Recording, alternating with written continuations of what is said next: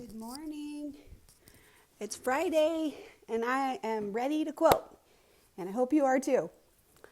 So we started our project. It was the white whole cloth, and we did the intersecting circles. So we did some designs on that, and we talked about the fact that we're going to add different styles of designs and butt them up together. So the one that I plan to do today, I called it swoopy. So here's what it is. If you have some type of block, usually pretty small, it can be done any size, but I just think it's harder to control if it's really big. So if this is the start point, here's the path for the design. We're going to put a big swoop, and then we'll just follow this to the intersection. We want to narrow this out right here. So then we would just keep going. It's the same. The one thing I like about this design is it is very flexible. It doesn't matter if these are all exactly the same size or the same height or anything like that. It's all going to work out. The path for it is you would walk up the one side, and if this is narrow, this is where the swoop is going to nest. So if this is the narrow part, this would be where we would swoop to the next one. Sorry, the table's a little bumpy.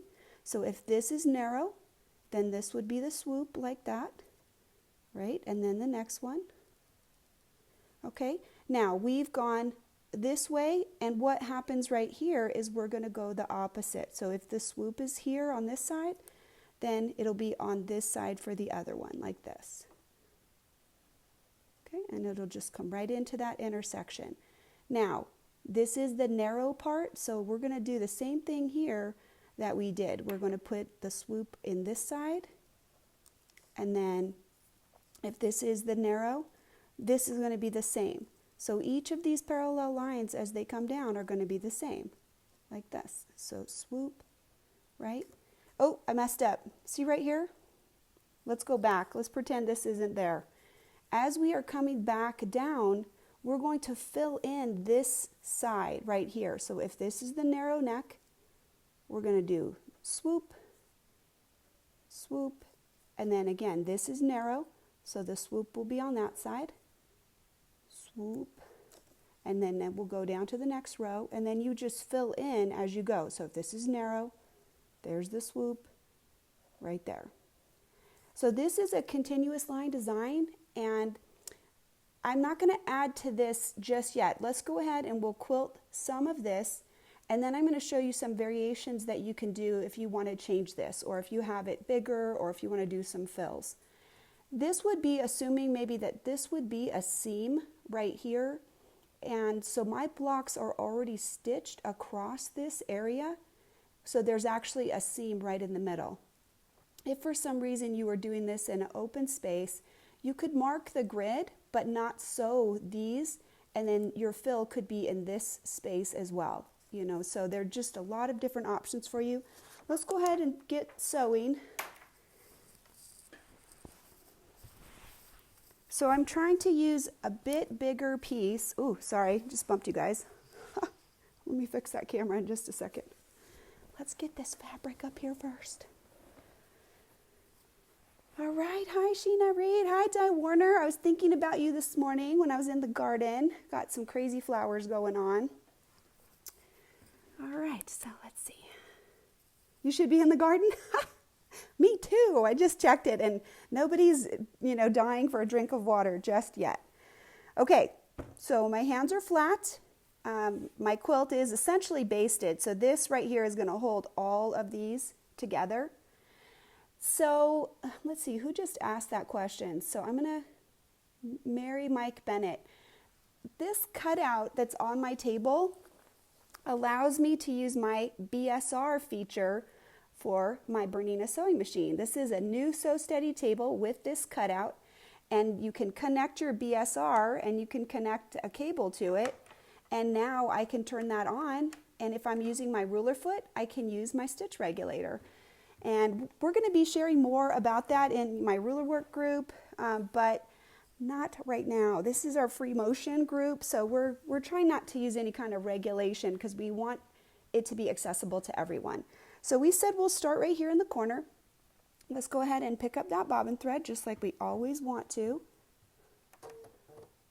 And I'm just going to make sure that my needle is right where I want it. All right, let's get it all set right there.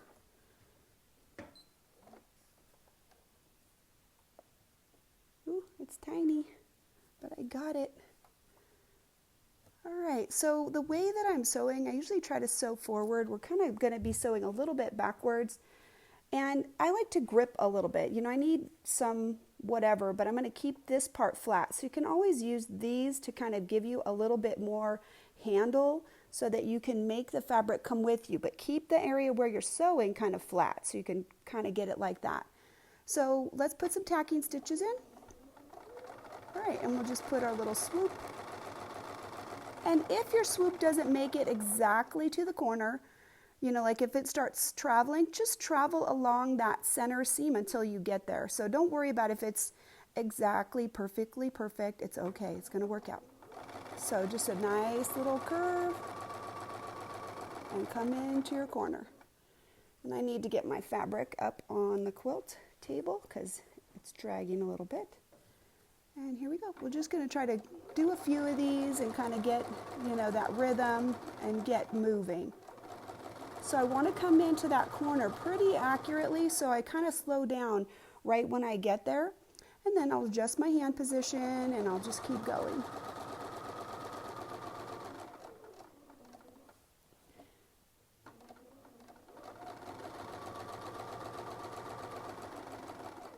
Okay, so right in the corner, so right here, I'm going to have this as the narrow neck, so the little swoop is going to go this way.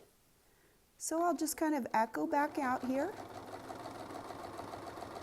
and just get into that corner.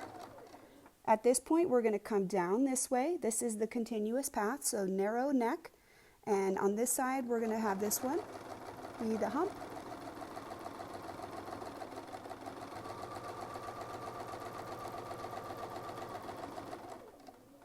And I'll adjust my hand position and make sure I've got the quilt supported so it's, you know, not dragging down.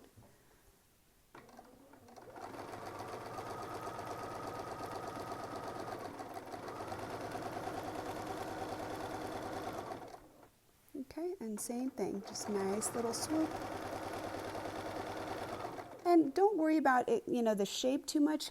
It's more important that it's a smooth looking shape and not jerky, as opposed to being exactly the right height or anything like that. So on this side, when we're on the left side of this line, it's going to mirror what is right here. So it's opposite from this side to this side, so we can use this side as a guide. So now we'll put the curve on this side and just come right into the corner.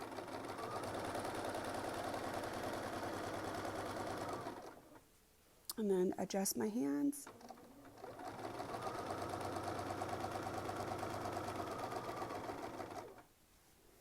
Pull this up a little bit. I can feel it's dragging, so always got to be aware of that. It gets heavy if we have it dragging. Uh-oh. Scoot that over. Okay, so this one will be like a little baby. Okay, you can see he's like really tiny. It'll still work out.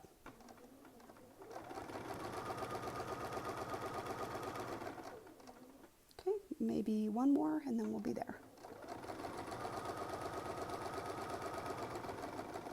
So across the top here, this is the narrow neck, so it's going to be the same.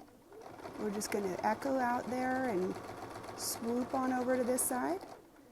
And now we'll just come back. So whenever we're on the right side, we can use this side as a guide.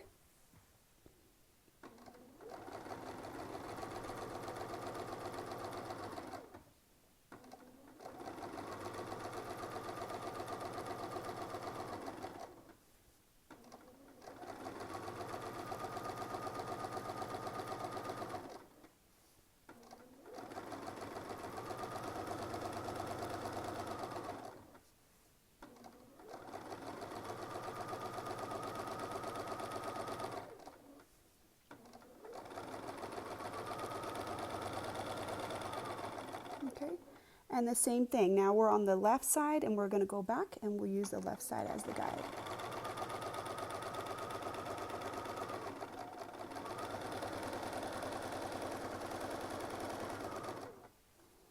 And my fingers will just kind of creep up to keep up with where I need to control everything.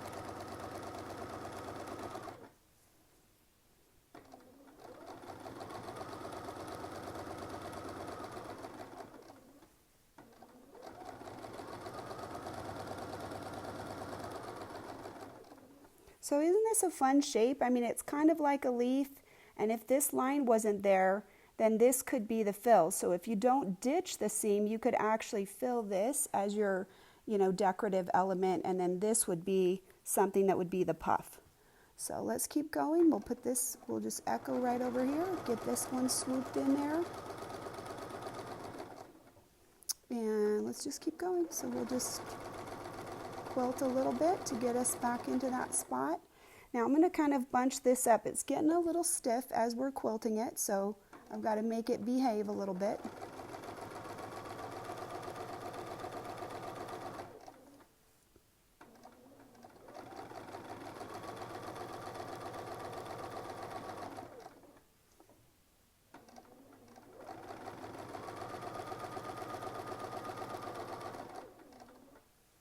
And we'll just keep adjusting that hand position. So you can see this one would quilt up pretty fast, which is kind of nice. And you could do it in virtually any size. I mean, these are 2-inch squares, but you have a lot of flexibility to pretty much do this at any size. So let's see if there's any questions real quick. You're starting to like Freemotion? Yay! Thank you, Bonnie. I'm glad.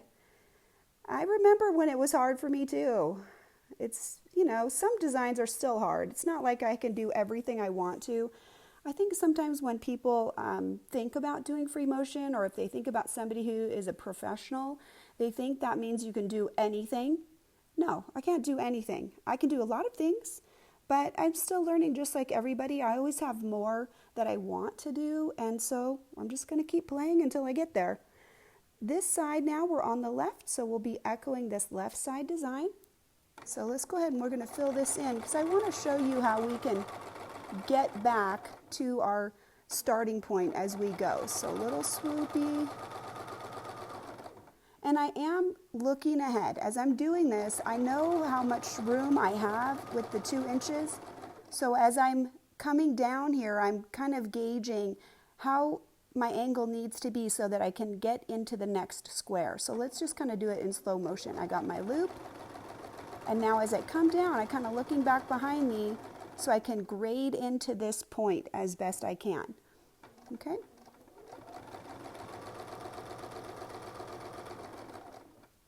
And as I said, right along this part, if I need to travel a few stitches to get to the corner, nobody will see that. It's all going to work out.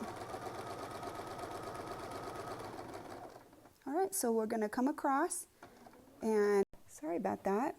Okay, so right here we're going to go ahead and scoot down, and remember what I said in the sample. We just want to make sure that we only go one at a time.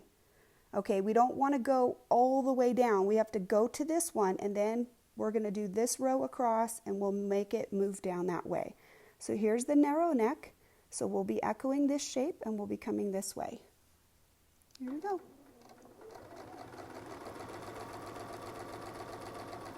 Okay.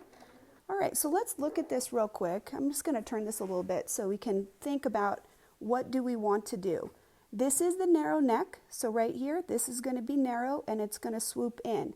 And this one will nest right with it.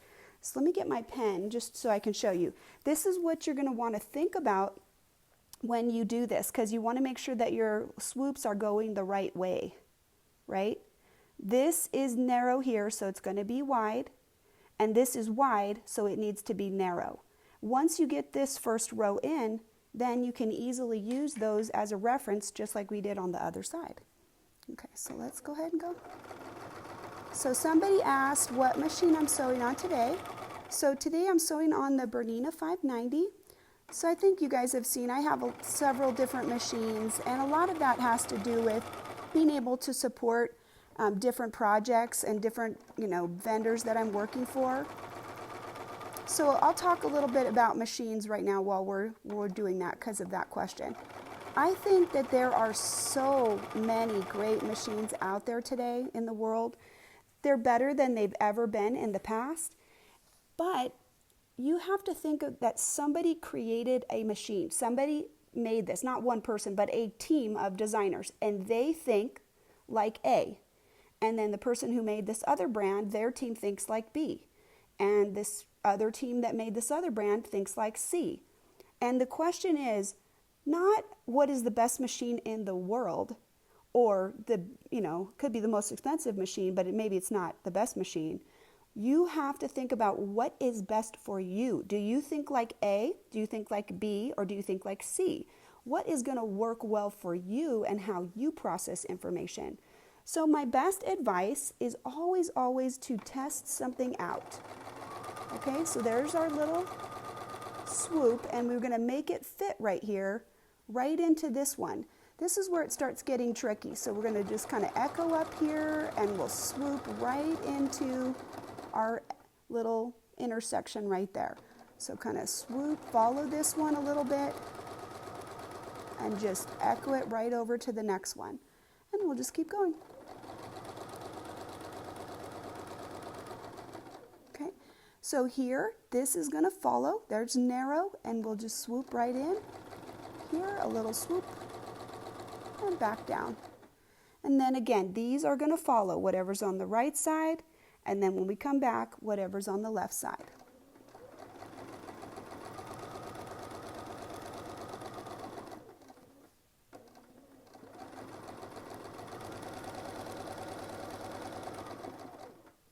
Okay, we'll just keep going. So this is continuous, and I do shift a little bit so you guys can see, but you can tell that you wouldn't have to be turning your quilt sandwich. You'd just be able to go in every direction with this.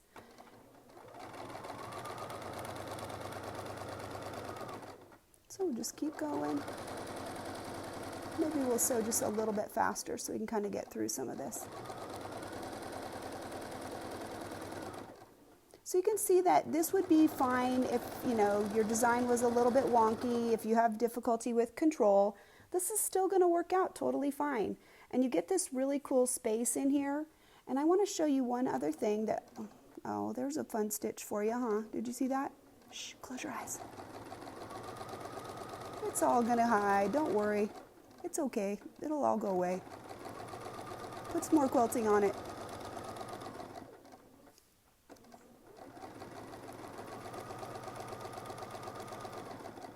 I always like designs that are flexible, that don't require this ultimate precision, because that's not what I'm good at, right?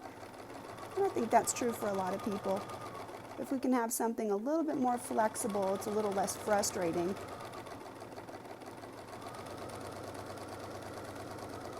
So you can see my hands are kind of flat and I'm able to move. I do have my glider on, which makes a huge difference.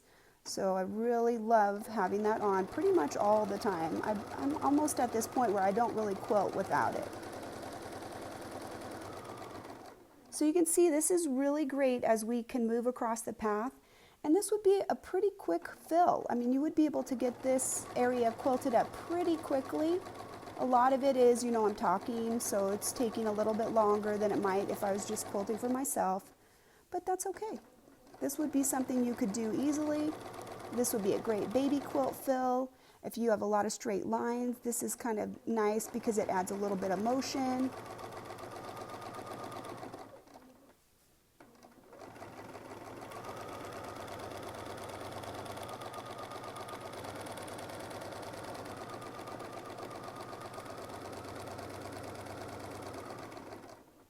Okay, we'll just keep our hands going.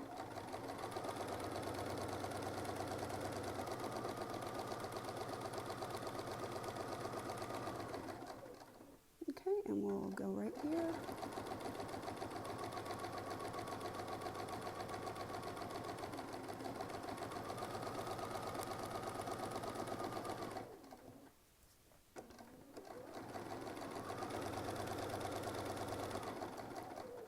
I'm going to have to scoop my little sandwich up here. He's getting a little twisty-turny.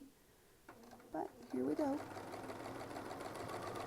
Ooh, that one's a little shallow, but it'll still all work out. So what do you think? Do you like the rhythm of this so far? I'll give you a better look. We're almost finished. I do want to finish it, and then I'm going to show you maybe 1 or 2 ideas for some different variations that you could do if you want to.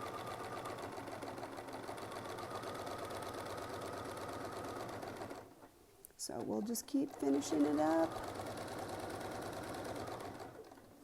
So have anybody ever tried something kind of like this? So I will tell you the one thing that you would want to do is just maybe draw in the first one, because what happens, and it's happened to me more than one time, you make this go the wrong way and then you can't make it work out. So that'll be just something to kind of watch for as you go, you know, make sure that your swoop is swooping in the right way.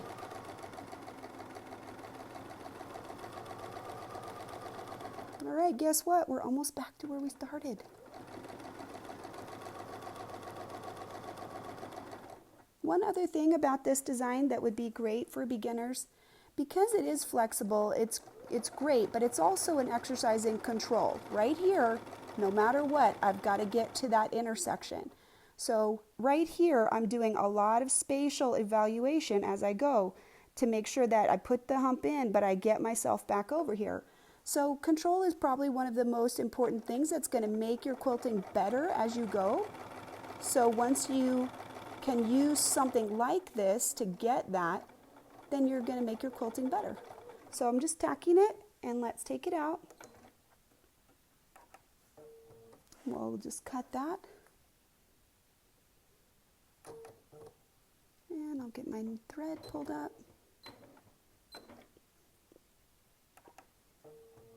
And we'll cut that, and then I'll back it off a little bit and let you see it.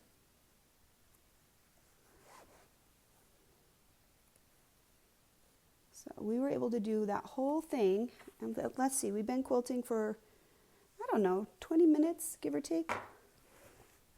So the space that we finished stitching out is 8 by 12. Doesn't that look fabulous? Right? And it's okay. I got wonky stuff in there. You know I do, right? I'm not trying to be all perfectly perfect, but that is a great fill. And it goes really quickly. And let me show you just one thing. I always like to show you thread matters. If I did it in white, all you're going to get is texture. Because we did it in pink, we're going to get more. This is not a high contrast, but even a low contrast is really going to make a big difference. So let me show you some other ideas on paper real quick of how we could embellish this and change it even just a little bit more. If I did this as the design, it would be really easy to come back in and do a second layer. You basically would quilt it exactly the same, but you could either quilt on the outside here or on the inside. And part of that would be decided by you on each one. If this was shallower, I would quilt on the outside. If it was wide and the space here was better, I would quilt again on the inside, right?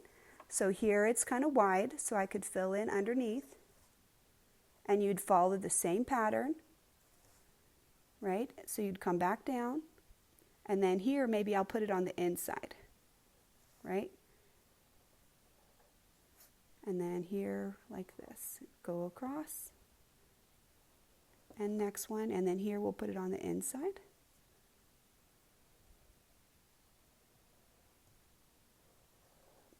And this has to do with your, quilt density, so to speak. If you wanted a little bit more drama, then this will give you that. This will give you the opportunity to have a little more drama, a little more fill. Another option could be that maybe I would do some kind of fill in here, right? You just fill in inside these boxes. And what's nice is we could travel from the edge to edge. So as I come around here, I could fill this side in, right? We'd fill this spot, and we'll come back around, make it not too samey same, right? And we'll get to this intersection. Well, once I'm at this intersection, I can fill this one, and I could come over to here and fill this one, and come over to here and fill this one. So you could think about your travel path with this, and then especially if you did this either single or double ribbon, you would have this punched down and then you would have some lift. So that's going to give you some additional texture. So what I thought I'd do is I'm just going to take a little spot, random. Maybe we'll just do this middle section so that we can showcase the difference. So we'll do this as a 4-patch. We'll say that this is our start point, and we're going to put the double echoes in just in this section just for visual impact.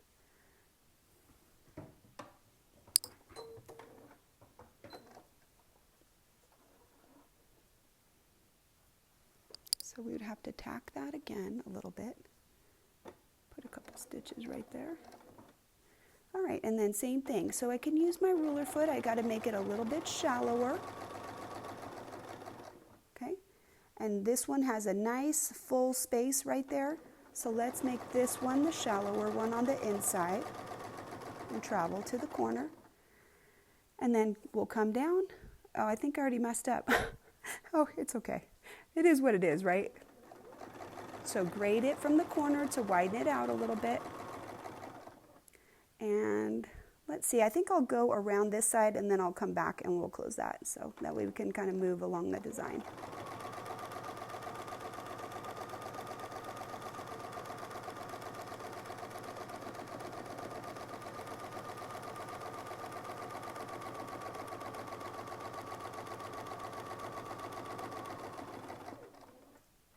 Let's see where we are. Did we get this side? Yeah, we did. Okay. So see how this one right now is kind of narrow? Let's bring you in a little closer. Get you a little tighter. That one is shallower than some of the other ones. And you can tell because if I have my finger here, see how wide that is? And this one's shorter.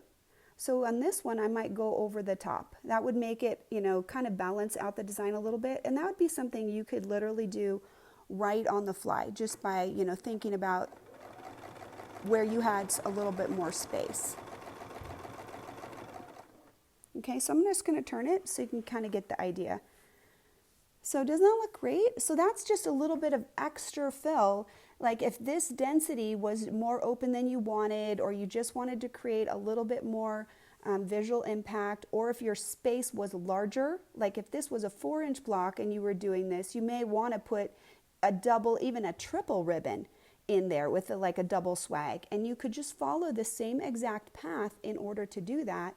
And you'd get back to the beginning, and then you could do it one more time if you wanted a third swag. So this is very, very forgiving as a design, and it's really fun. And I just thought that would be something that could be useful for pretty much anybody. A great way to put any fills in. If you did this in an open space, I would recommend using some kind of a stencil grid. So you can see I obviously gridded mine and then I sewed it in so I had the boxes. But again, you can just use the stencil grid. You wouldn't have to sew these lines, the straight lines. You could just use the grid as the visual reference. And then this space right here would be open.